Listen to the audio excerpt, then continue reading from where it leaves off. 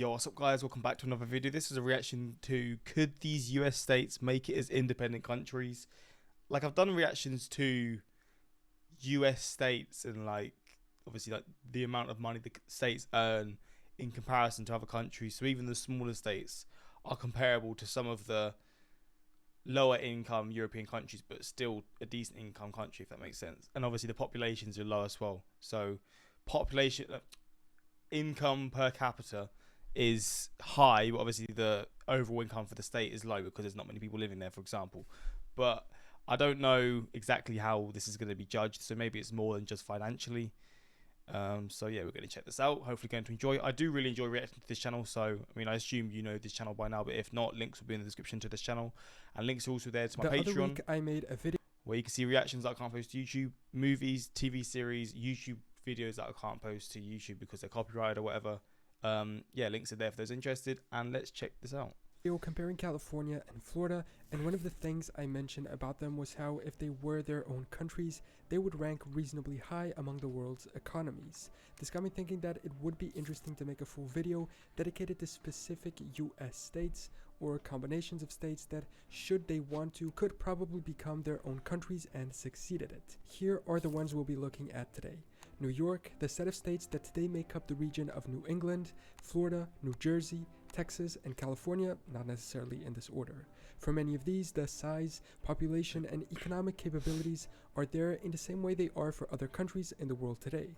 In addition, there are more and more key political, cultural, and identity differences between them that could justify secession from a union that perhaps makes less and less sense. So in this video, we're going to take a look at US states that could hypothetically be their own countries.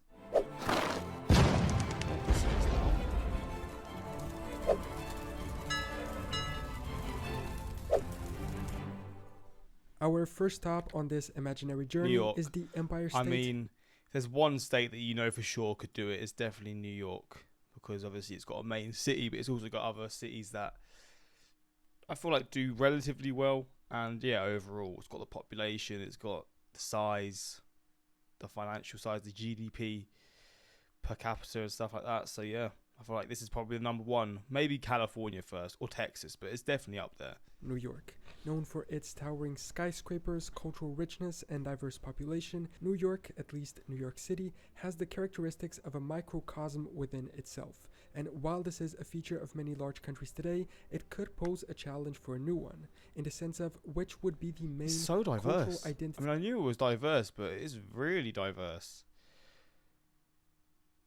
Wait, if I calculate all of these together, there's 14.2, 16.8, 16.9 million, 18.6 million, 19.3, 19.5, about not just under 20 million people. So it's about 50% white, 33, 17% Hispanic or Latino, like probably like 12-13% Black or African American, 10% Asian. Is this good calculations? I don't think it is. 9% Asian alone. God damn, it's so diverse. I knew it was diverse, but not to this degree. A nationality, cool though. Or would they just forego that concept? Some and other be race alone. In their diversity? What is some other race alone? I can't really think of other races there would be. But then again, this multi-ethnicity is more common to New York City than to the state itself. Which brings about an interesting point that counters one of my previous arguments: political differences. In New York, as is the case with almost all on this list, the political differences exist on an internal level in an urban versus rural way. Urban areas tend to be more blue, while rural tend to be more red. This is an issue countrywide in the US, and a division not so much between states, but between regions. But let's get back to the topic here. With a land area of over 141,000 square kilometers and a population of nearly 20 million, New York is comparable to many countries in terms of size and inhabitants. It surpasses the population of countries like the Netherlands, Sweden, Laos, or Zambia. New York's GDP is of over $2 trillion US, and this would make it the 10th strongest economy in the world.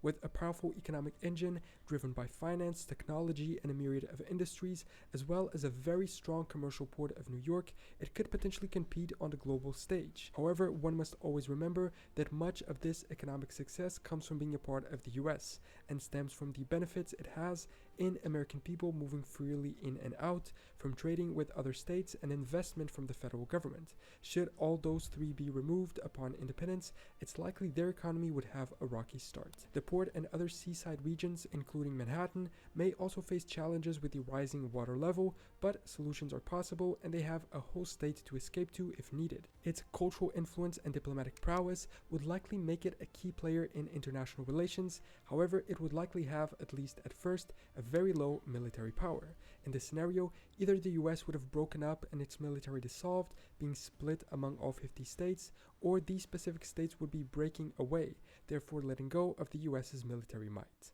Now let's set our sights on the Sunshine State, Florida. Known for its stunning beaches and diverse wildlife, Florida has a unique character that could set it apart as an independent nation. It has an interesting combination of native, Spanish, British, Caribbean, and American heritage. If independent, it's likely that it would seek even closer relations to Caribbean nations and perhaps those of Northern South America. Spanning about 170,000 square kilometers and hosting a population of around 22 million, it would be no small player on the world stage. Florida's GDP last year was of 1.3 trillion, making it the 16th largest economy in the world when compared to existing countries. Florida's economy, driven by tourism, agriculture, and aerospace, could make it a prosperous nation. Its strategic location and warm climate might attract businesses and residents in the same way that it does now. However, challenges like hurricane threats and environmental concerns would need careful consideration in this hypothetical scenario. Whenever there's a disaster, Florida is supplied with large relief packages from the federal government. This would disappear. Moving on to the gold. Damn, that's a big thing for Florida to see then. Probably don't want to leave. I don't know how much help they get. I mean, I guess is it all covered by the government? I guess it must be.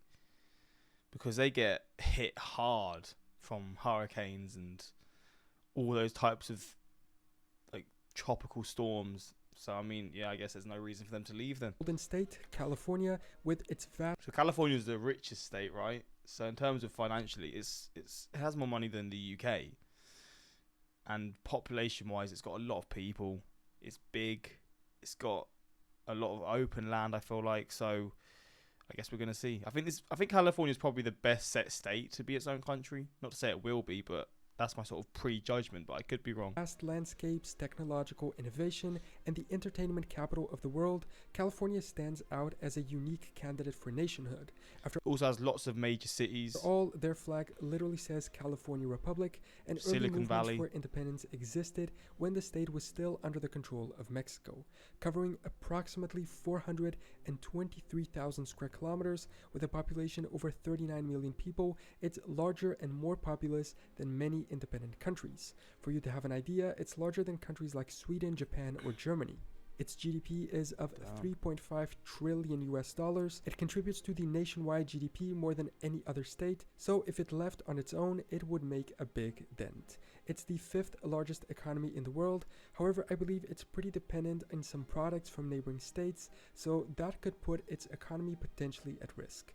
If independent, it would likely focus on what it already does now, fueling its economic juggernaut with Silicon Valley and Hollywood. Its cultural influence, technological advancements, and economic strength could make it a formidable player. However, the challenge lies in managing the diversity and addressing potential issues like water and energy scarcity. But they do pretty well on food production, so at least they wouldn't starve. Their focus could also be on the Pacific Ocean, but any potential partners are very far away by sea, which would also be a challenge. Now let's move on over to the Lone Star State, Texas. Known for its cowboy culture, oil-rich lands, and its very big size.